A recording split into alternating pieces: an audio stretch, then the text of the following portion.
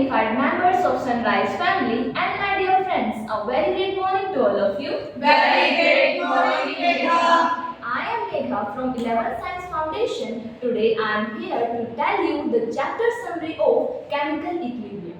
So let's get started. Firstly, we will discuss what is equilibrium.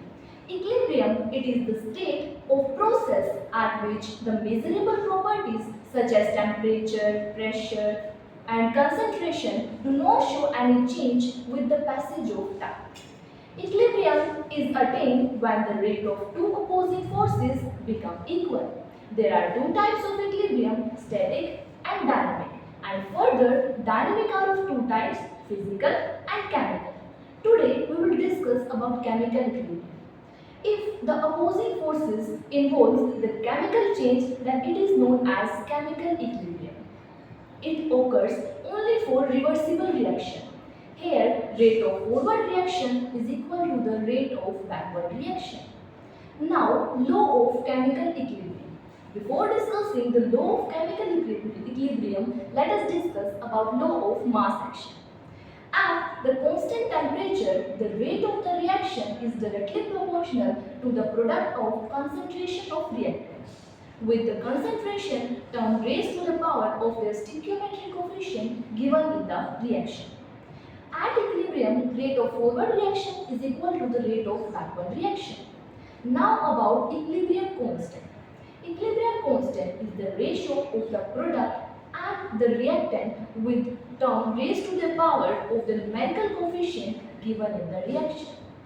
Now about the homogeneous equilibrium and heterogeneous equilibrium. Homogeneous equilibrium. Equilibrium in the system which have only one phase, that is known as homogeneous equilibrium.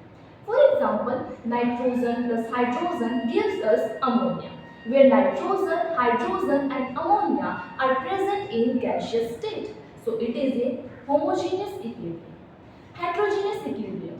The equilibrium in which only more than one phase are present, that is known as heterogeneous equilibrium. For example, water in liquid is equilibrium to the water in vapor, where liquid and vapor are two phases, so it is a heterogeneous equilibrium. Now, let us discuss about some features and application of equilibrium constant. Features are, it is only applicable for those reactants and products which are in equilibrium state.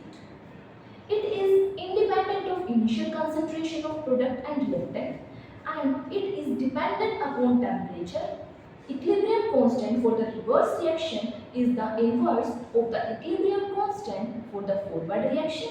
And if we change the stoichiometric coefficient by multiplying and factor, then equilibrium constant reflects some changes. Now let us discuss about applications of equilibrium constant.